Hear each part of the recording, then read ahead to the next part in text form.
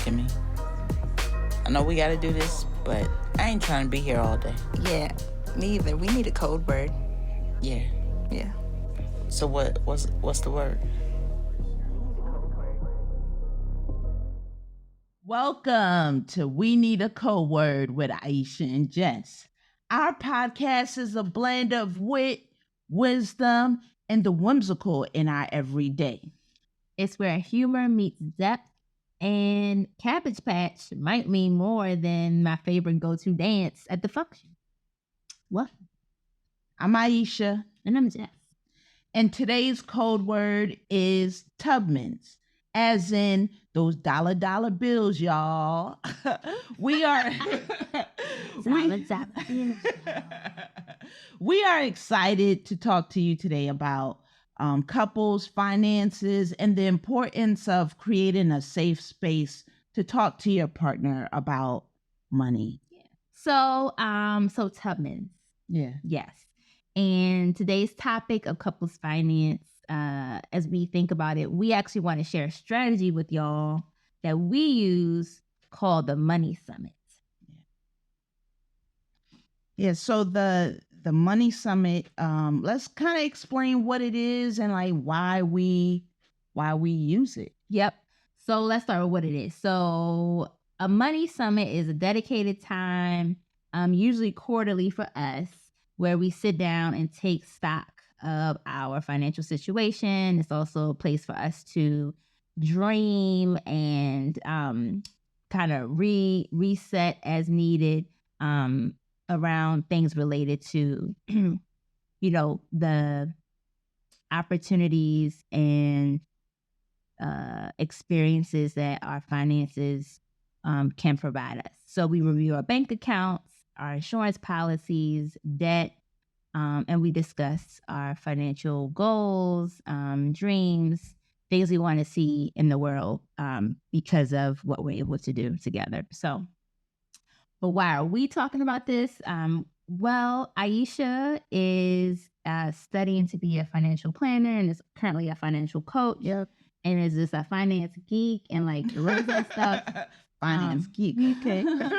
That's a new one. And I'm someone who is really interested and invested in processes and helping people be the best versions of themselves. And so I love a good tool. And so we decided to, be in conversation about something that we're using actively together, and hope it's a resource for you as well. Yeah, and I think like early in our relationship, we understood, we understood like we both had good credit and we valued, being financially secure, savings, investments, minimal debt, all of that.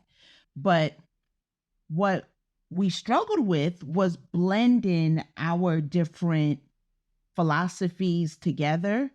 Sticking points were, things around prenuptial agreements or postnuptial agreements, or do we have one bank account or do we keep our individual bank accounts? And if we kept our individual bank accounts, well, what does that mean about like our shared goals? Like, are we just two individual people living in a house, or are we actually building together? And if we are building together, then we need transparency. Yeah. I would say the journey for both of us to get to good credit, savings, investments, debt, minimal debt was, personal. And also, I'll speak for myself. Like I had to undo a lot of shame and stories that I told myself about money. And that was a whole, that was a journey. And so I think like the next level was to do that with someone. And so, yeah, like it took us a while to figure out our rhythm. And we felt like once we learned about what money summits were, it was a great practice space to help us continue to do that work, but like as a unit. Yeah, because, I think you said something real we didn't, neither one of us came from a background where money was talked about in the home. So Yeah. we didn't even have models that we could adopt from our family. And if people did have practices, they weren't talking about it. Yeah.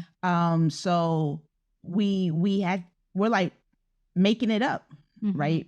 And instead of recreating the wheel, we decided to adopt something that we got out of a conversation while we were taking our son to college, and we, happened to book a black owned bed and breakfast in Durham, North Carolina, Moorhead Manor.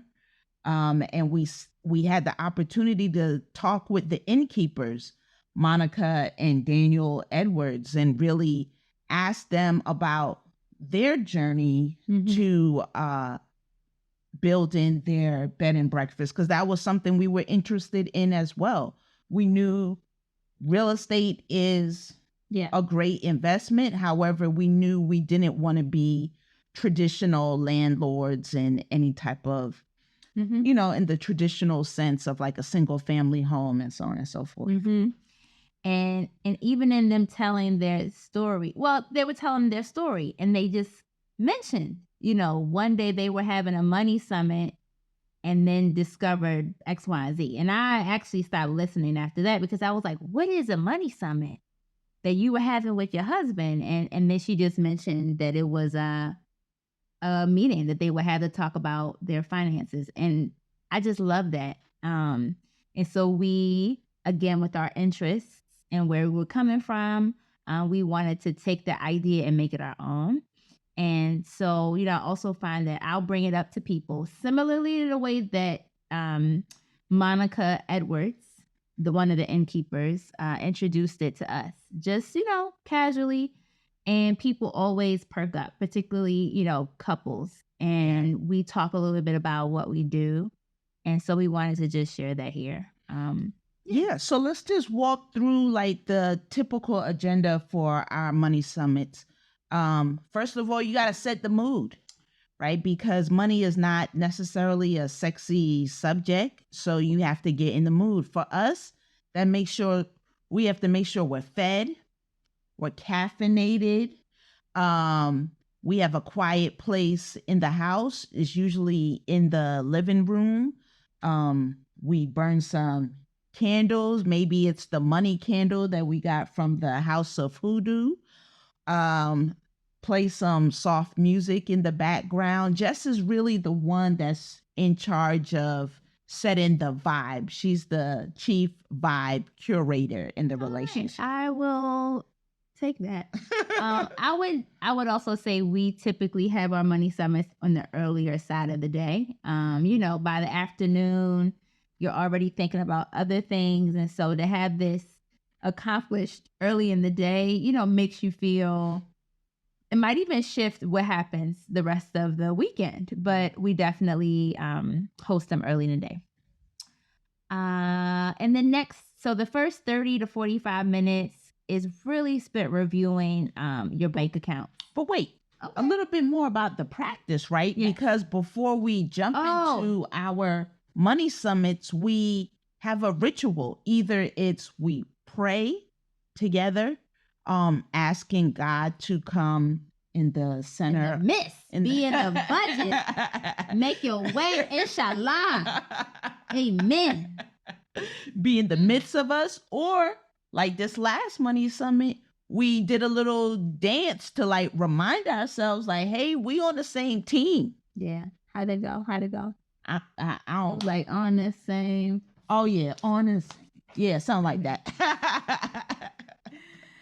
So we set the mood and we create the space to be able to dive into looking at our finances. And so the first 30 to 45 minutes is spent reviewing our bank accounts and updating our balances in a separate spreadsheet, a shared spreadsheet rather. So that means I'm going through, pulling up all my bank accounts, all my credit card statements, things that I am responsible for looking at my investment accounts, things that are under my name. I'm putting them all in a column that is mine that lists, what's happening in each account. So I'm doing that. And then we're also going over our insurance policies, making sure that we are prepared if there's a renewal coming up, making sure that we're adequately covered, seeing if things have changed since we first wrote up the policy or received the policy.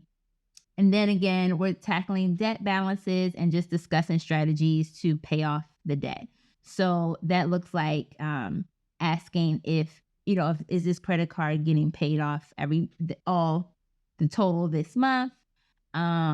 Yes, no, do we need to make some adjustments for that? Yeah. And I think the very first money summit where we had to like populate the spreadsheet with the different accounts was an eye opener. Yeah. Right. Because I realized like I forgot about some accounts, like, oh snap, yeah, I have that other account and so on and so forth. But once you set the foundation from that first meeting, you just update everything, right? And in our spreadsheet, we talk about the total assets we have, the total liabilities we have, and our net worth.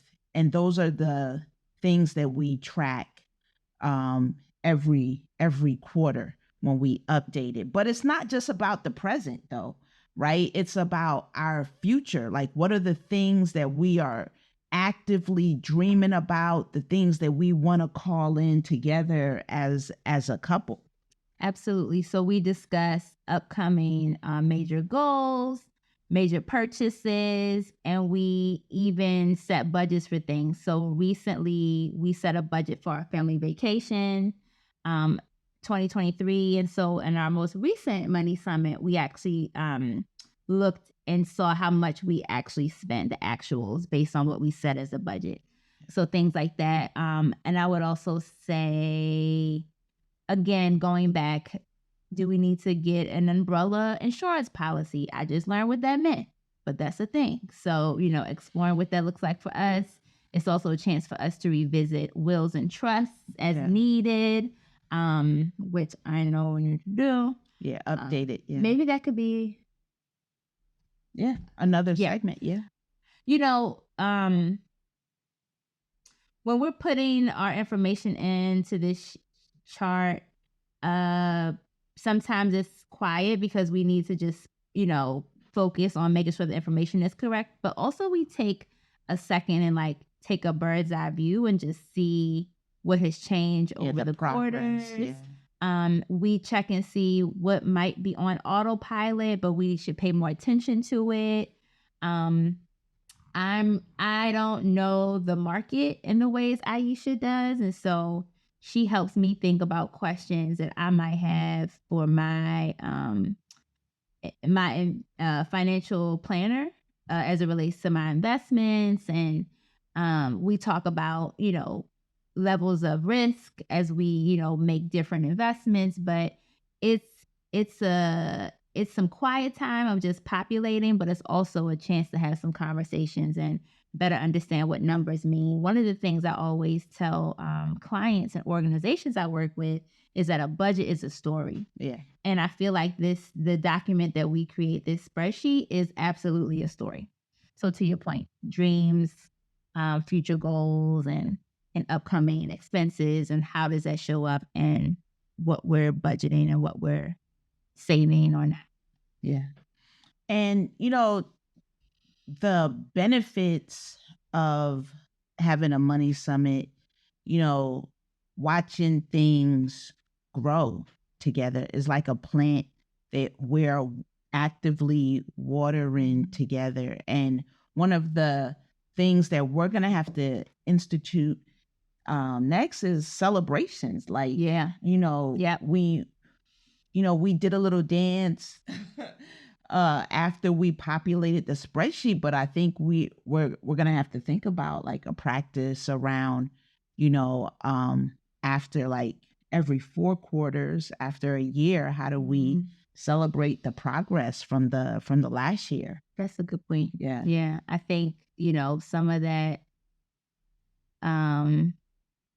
ways that we learned about money in the past. You know, celebration wasn't, for me, it wasn't a part of it either. So, how do we do that in a way that feels good? That's a good point. Yeah. So for us, the money summits, they open the lines of communication between us, and it gives us a space to make sure that our financial priorities are aligned and ensure that both of us are on the same page with our financial future, and that we're proactive about it, because shame is often a reason why people aren't forthcoming about their finances with their partner. And a lot of in a lot of relationships, money is a very big challenge. Being a full-time entrepreneur, one of the things, this is like my entrepreneurship journey has been, there have been a few chapters. And so I'm in probably a third chapter of my entrepreneurship journey. And I knew this time around I wanted to be a steward of my finances, and I really wanted to understand what that meant. And I wanted to take my business seriously. And so that journey to get to there was a lot of unlearning and, just like showing up for myself and my company. And I knew that I wanted that same kind of energy, that same kind of vibe in my relationship. And this is before we met, but Money Summit for me is kind of an extension of like practice that I have instilled in my business, and I wanted to make sure like that was also in my relationship. So that's the thing, just thinking about like the bumps that come along with being an entrepreneur, and how it can be scary sometimes, and the ways entrepreneurship, you can be riding a wave at any moment. But still, I wanted to have something be consistent related to finances. The other thing I'm thinking about is Ali, my stepson, who we've talked to about the Money Summit as a way to kind of continue to heal, right? Like these conversations about money that happen in hushed tones or not at all. And so just, telling Ali that that's something that we do just as information. So it's not something that is foreign to him, especially when he thinks about his life and his family. So that's been really, and he's, his reception of it has been really like curious and like affirming. So that's been cool. Yeah. So let's give some tips on a successful Money Summit. Like what does that kind of look like? Okay, we gave some in the pod. We gave some tips throughout, but here are 4 that really stand out. So 1, interestingly enough, celebrate that you and your boo are taking this intentional step towards a more solid foundation. Yeah. Creating the space for these kinds of conversations can be really powerful and strengthening your connection. 2, set the vibe. Create a comfortable environment to set those goals and be transparent. And what that means for you. So what's best. And definitely communication is key. We mentioned throughout about it being a safe space for you and your partner. So it's like no judgment zone. So if you are a partner that's more advanced than your significant other, then showing them grace, right? Creating a space where they don't feel like they have to hide anything from you, that you guys are on the same team and they can feel that. So communication, being flexible and willing to, adjust your plan as your life evolves, right? And then put it on the calendar. For us, quarterly is the tempo that works best for us. I've seen videos on social media about annual money summits. For me, I don't think that would have worked to wait until the end of the year to do it. So, you just have to find the right rhythm to see what works for you and your partner. Is it monthly? Is it quarterly? It just depends on the goals. Yeah. So I think that wraps it up. I think so too. This is our second episode of We Need a Code Word, and we hope you've enjoyed the discussion, and we hope that some little nugget was of use to you. And we have a worksheet for, again, I love a worksheet. I love a tool. We took some of the insights from this conversation and turned it into a worksheet that you can use with your partner as you plan your first money summit. Yep. And, we want to hear from you, right? So tell us your money summit stories. Send any questions you have for Jess and I to we need a code word at gmail.com. Thank you for joining us.